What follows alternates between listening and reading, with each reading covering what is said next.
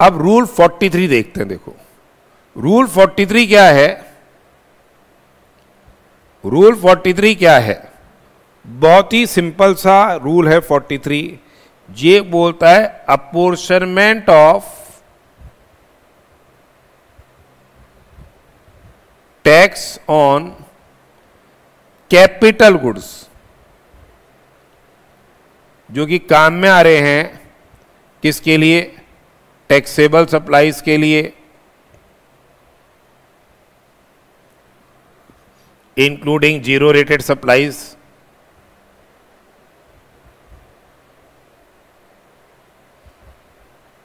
ठीक है, exempt supplies के लिए आ रहे हैं, बिजनेस यूज के लिए आ रहे हैं, नॉन बिजनेस यूज के लिए आ रहे हैं, नॉन बिजनेस यूज के लिए आ रहे हैं।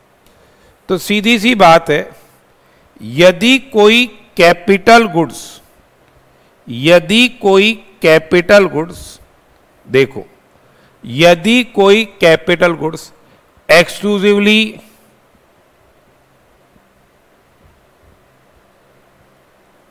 नॉन बिजनेस यूज के लिए आ रहे हैं, नॉन बिजनेस यूज के लिए आ रहे हैं, या एग्जेम्प्ट सप्लाई के लिए आ रहे हैं, या एग्जेम्प्ट सप्लाई के लिए आ रहे हैं, नॉन बिजनेस यूज के लिए आ रहे हैं या एग्जेम्प्ट सप्लाई के लिए आ रहे हैं, इसका क्या आईटीसी मिलेगा, ITC can not be taken, इसका आप आईटीसी नहीं ले सकते हो, इसका आप आईटीसी नहीं ले सकते हो।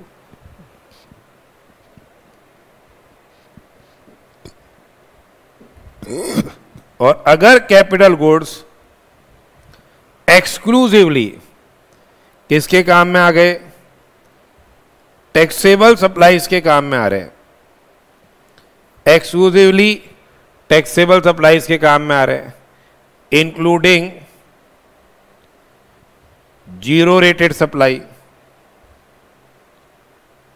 उसका आपको क्या है, आईटीसी एडमिसिबल हो जाएगा।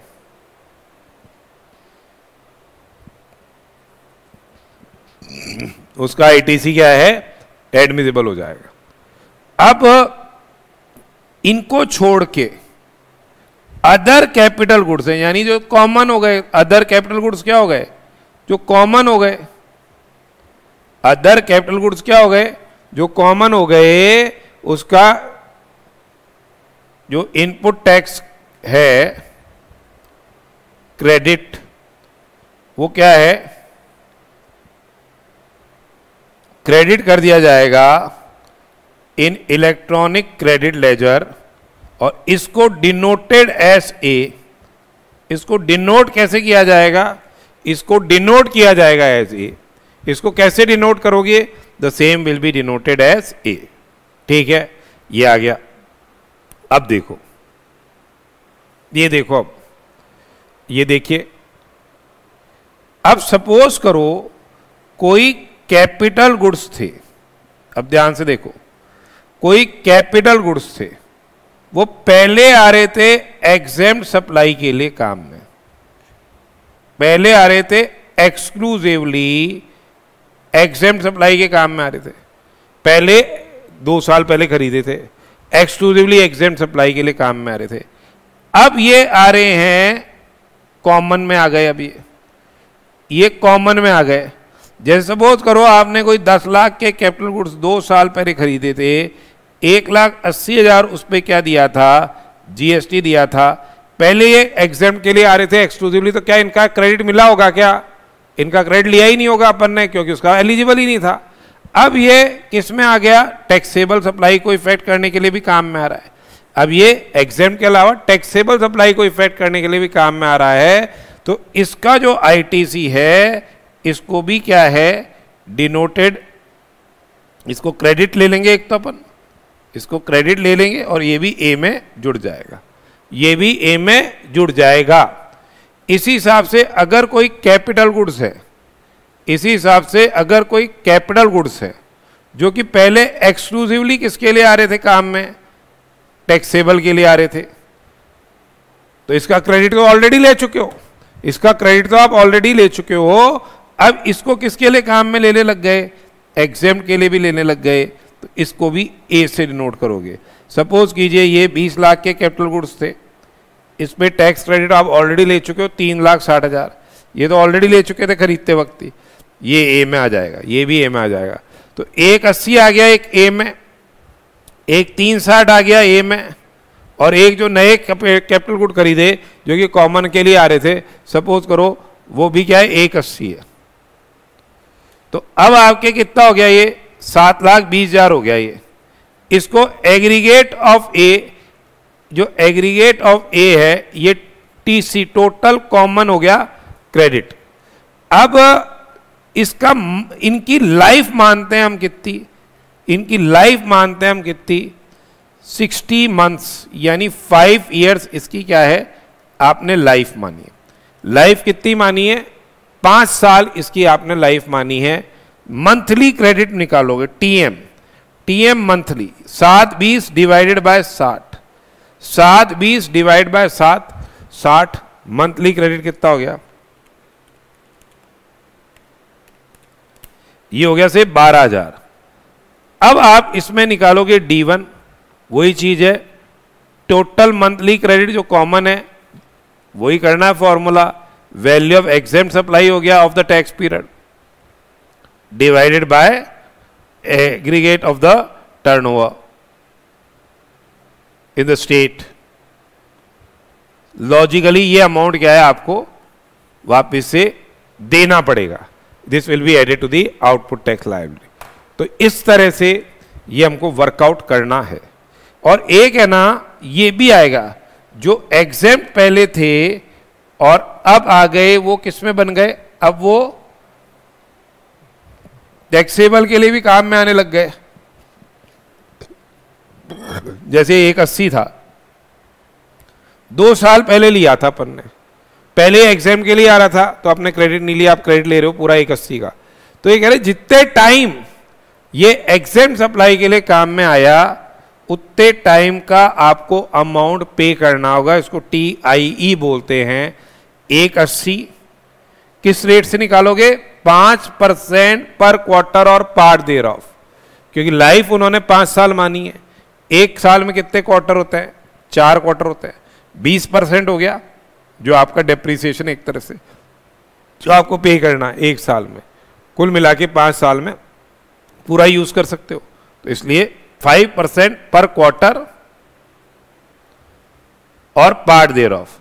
अगर ये 2 साल किसके लिए काम में आया था पहले एग्जाम सप्लाई के लिए, तो कितने क्वार्टर हो गए 2 साल में, 8 हो गए। तो इस तरह से ये अमाउंट आपको पे करना होगा, ये अमाउंट भी आपको पे करना होगा, यानी 8 5 40 72,000 रुपीज ये आपको पे करना होगा। तो ये अभी देखते हैं अपन, अब ये देखते हैं ये कैपिटल गुड्स का। तो बहुत डिफिकल्ट नहीं है, अंडरस्टैंड करोगे सब कुछ इजी है।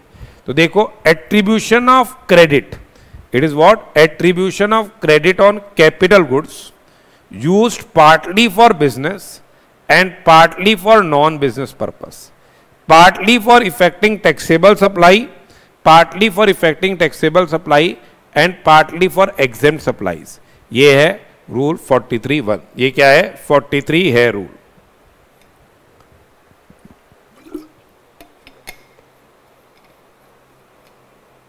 स्टेप 1 में क्या है, हम डिटरमाइन करेंगे कॉमन क्रेडिट। स्टेप 1 में हम डिटरमाइन करेंगे क्या, common credit. Determination of common credit, ये टीसी है, ये टीसी है ऑन कैपिटल गुड्स। कैसे डिटरमाइन कर रहे हो, पहली बात जो कैपिटल गुड्स आप यूज कर रहे हो exclusively use for non business purpose, capital goods जो एक्सक्लूसिवली आप नॉन बिजनेस पर्पस के लिए काम में ले रहे हो या for effecting exempt supply, ITC shall not be taken, उसका ITC आप नहीं लोगे। कैपिटल गुड्स जो आप काम में ले रहे हो किसके लिए, नॉन बिजनेस पर्पस के लिए, कैपिटल गुड्स आप काम में ले रहे हो किसके लिए, नॉन बिजनेस पर्पस के लिए, या फिर आपके फॉर इफेक्टिंग एग्जाम सप्लाईज, इसका आप ITC नहीं लोगे। ठीक है, इसका तो आईटीसी आपको मिलेगा ही नहीं, इसका आईटीसी आपको मिलेगा ही नहीं। ठीक है, the amount of input tax in respect of the capital goods जो कि intended to be used exclusively for non business purpose या यूज फॉर से एग्जेम्प्ट सप्लाईज, उसका आईटीसी आपको क्या है, क्रेडिट मिलेगा ही नहीं। ठीक है, फिर जो आप कैपिटल गुड्स है जो एक्सक्लूसिवली आप किसके लिए काम में ले रहे हो, कैपिटल गुड्स जो आप एक्सक्लूसिवली काम में ले रहे हो किसके लिए, इफेक्टिंग क्या, टैक्सेबल सप्लाईज से इंक्लूडिंग क्या, जीरो रेटेड सप्लाईज, इसका आपको क्रेडिट मिल जाएगा और ये अमाउंट क्या हो जाएगा, इलेक्ट्रॉनिक क्रेडिट लेजर के अंदर क्या हो जाएगा, ये क्रेडिट कर दिया जाएगा।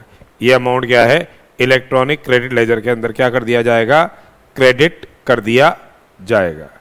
ठीक है, उसके बाद देखिए जो अदर कैपिटल गुड्स है, जो अदर कैपिटल गुड्स है वो क्या है, उसका रिलेटेड आईटीसी भी, उसके रिलेटेड आईटीसी भी क्या हो जाएगा, क्रेडिट हो जाएगा किसमें, इलेक्ट्रॉनिक क्रेडिट लेजर में। अमाउंट ऑफ इनपुट टैक्स, जो अमाउंट ऑफ इनपुट टैक्स है in respect of capital goods not covered in A and B, यानी जो कि दोनों के लिए काम में आ रहे हैं, इसको क्या है, आप क्या है, इलेक्ट्रॉनिक क्रेडिट लेजर के अंदर क्या है, क्रेडिट कर दोगे।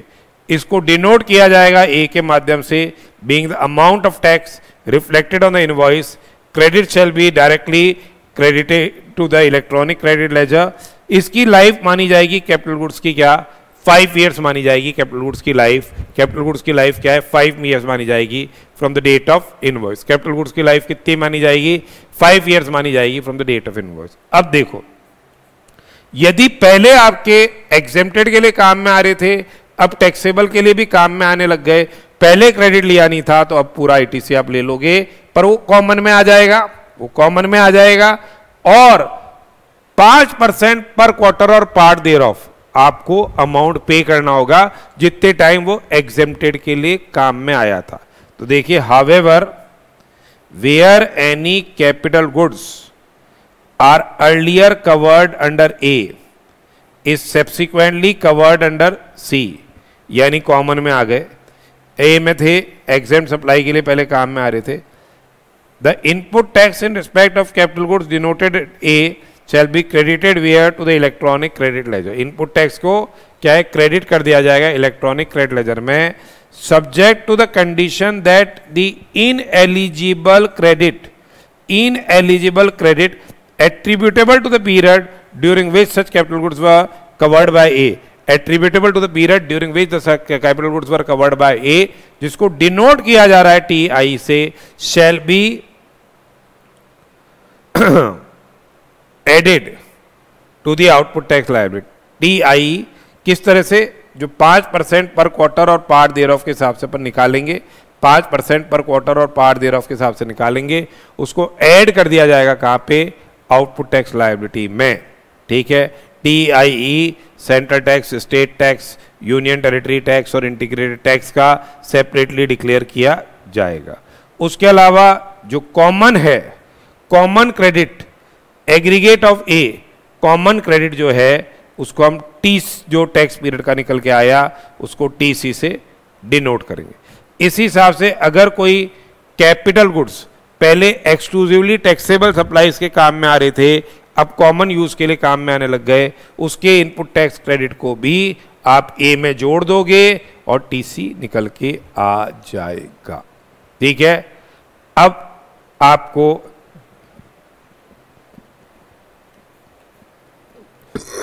जो डिटर्मिनेशन ऑफ कॉमन क्रेडिट है during the useful life of capital goods, TM निकालोगे आप।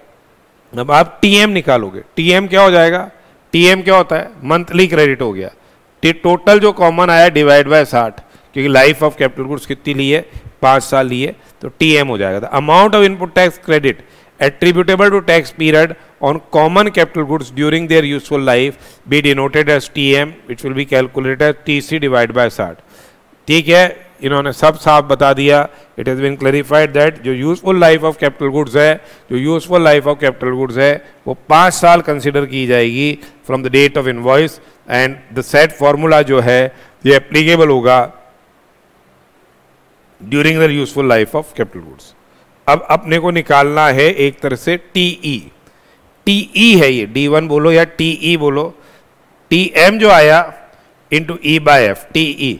तो amount of common credit, amount of common credit attributable to exempt supplies be denoted as TE and calculated. ठीक है, TE होती है जो होती है aggregate value of exempt supply E divide by turnover in the state. ठीक है, जो एफ है इंटू से टीएम।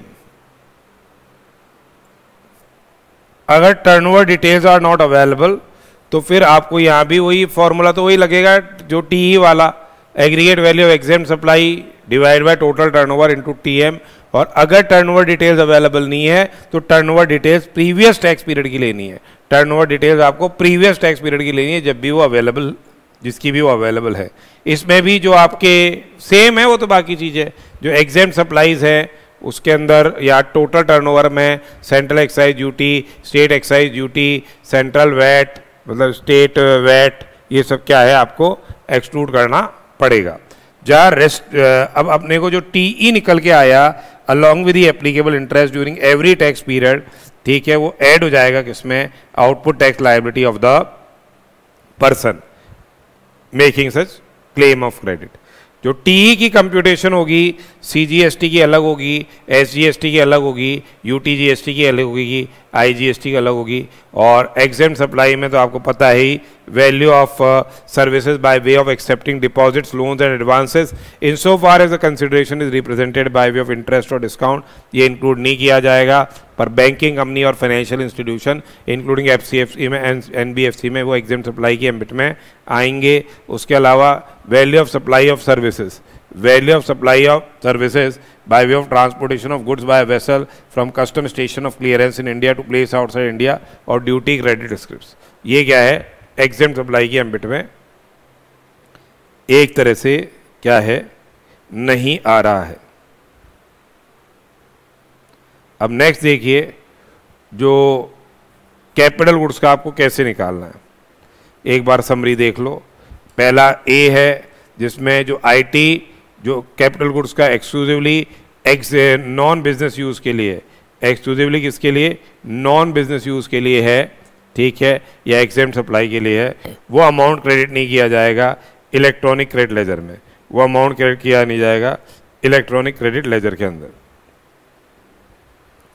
आईटी इनपुट टैक्स जो कैपिटल गुड्स एक्सक्लूसिवली क्या है काम में लिए जा रहे हैं taxable supplies including zero rated supplies में, तो वो क्रेडिट इलेक्ट्रॉनिक क्रेडिट लेजर में क्रेडिट कर दिया जाएगा, ठीक है।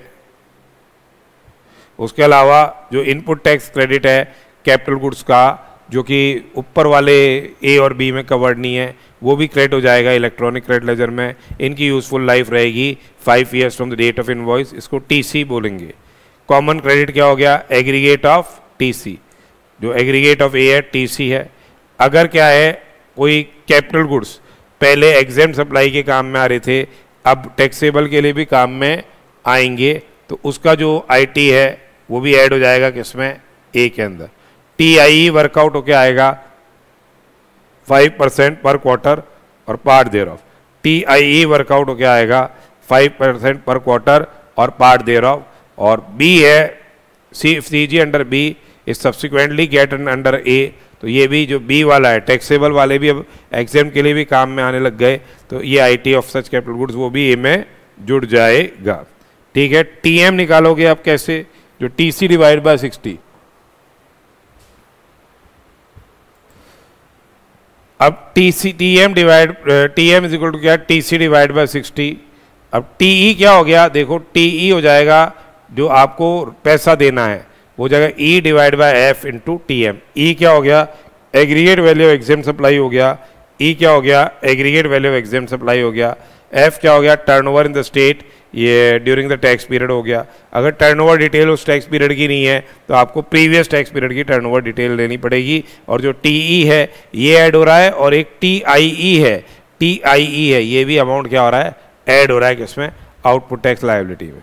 एग्जेम्प्ट सप्लाई का मतलब आपको पता ही है, इसमें रिवर्स चार्ज वाली शामिल हो गई, ट्रांजैक्शन इन सिक्योरिटीज शामिल हो गई, sale of land and sale of building जहां entire consideration is received after issuance of completion certificate, and aggregate value of exempt supply and total turnover excludes क्या, central excise duty, state excise duty, CST and VAT. तो ये तो capital goods का था। एक और देख लो, अब जो बैंकिंग कंपनी है, जो बैंकिंग कंपनी है, फाइनेंशियल इंस्टीट्यूशन है, NBFC है, इनके पास एक तो 17(2) वाला ऑप्शन है, यानी फॉर्मूला बेस्ड रिवर्सल करे, जो अभी अपन ने पढ़ा, फॉर्मूला बेस्ड रिवर्सल जो है ये करें, जो अभी ऊपर पढ़ा अपन ने, जो हर रजिस्टर्ड पर्सन के लिए एप्लीकेबल है। या फिर क्या है, ये इनके लिए अलग से 17(4) के अंदर दे रखा है कि जो गुड्स है, सर्विसेज है, इसका इनको 50% का ही जो इनपुट टैक्स है जो आपने पे किया है, उसका 50% का ही क्या होगा, इनपुट टैक्स क्रेडिट एडमिसिबल होगा। इनके ऑप्शन पे है, ये बैलेंस नहीं होगा। पर अगर यही अपने ओन एस्टेब्लिशमेंट से लिए हैं, ओन एस्टेब्लिशमेंट से लिए हैं, तो फिर इस पे क्या हो जाएगा, 100% ITC shall be admissible, 100% ITC क्या हो जाएगा, एडमिसिबल हो जाएगा। तो अब देखिए सेक्शन 17(4) रेड विद रूल 38, ये है special provisions for input tax credit, special provisions for input tax credit in case of banking company, in case of banking company, financial institution and B including NBFC। तो जो banking company है, financial institution है, NBFC है, engage in supplying services by way of accepting deposits, extending loans या advances, shall have an option, क्या, either to comply with the provisions of 17(2), या तो वो 17(2) के प्रोविजंस को कंप्लाई करे, ये avail every month an amount equal to 50% of the eligible ITC on input capital good and input service in that month, and balance amount of the input tax credit, उसको वो क्या कर दे, reverse कर दे in form GSTR 3B, 50% ही ले।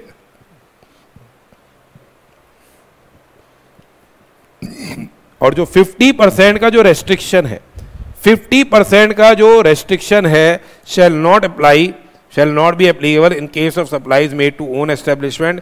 In such cases 100% आपको क्या मिल जाएगा, क्रेडिट अवेलेबल होगा। उस केस के अंदर क्या हो जाएगा, 100% आपको क्या मिल जाएगा, क्रेडिट अवेलेबल होगा। Credit of tax paid on input and input services that are used for non business purpose and items which are mentioned in 17(5), वो अवेल नहीं होगा। कि भाई बोल रहे 50% तो रिवर्स करना है, तो पहले उनका भी ले लो, ब्लॉक का भी ले लो, नॉन बिजनेस वाला सारा ले लो, ऐसा नहीं है। अगर ब्लॉक क्रेडिट है उसका क्रेडिट नहीं मिलेगा, नॉन बिजनेस पर्पस के लिए एक्सक्लूसिवली काम में आ रहे हैं उनका क्रेडिट नहीं मिलेगा। तो credit of the tax paid on input and input services that are used for non business purpose and items which have been mentioned under 17(5), जो ब्लॉक क्रेडिट है, can not be taken. Option एक बार अगर आपने exercise कर लिया 17(4) के case में, same can not be withdrawn during the remaining part of the financial year, उसको आप विड्रॉ नहीं कर सकते हो remaining part of financial year. ठीक है, आप देख लीजिए, अगर आपकी वैल्यू ऑफ एग्जेम्प्ट सप्लाई 50% से ज्यादा है, तब तो 50% वाले में आ जाओ, इस 17(4) में रहो, क्योंकि रिवर्सल 50 से ज्यादा होगा नहीं। पर अगर आपकी वैल्यू ऑफ एग्जेम्प्ट सप्लाई 50% से कम है, तो बट नेचुरल है आपको क्या करना पड़ जाएगा, 17(2) में जाओ, फॉर्मूले बेस में जाओ, उसमें ITC रिवर्सल कम होगा। तो ये अभी अपन ने सेक्शन 17 के प्रोविजंस क्या है डिस्कस किए हैं।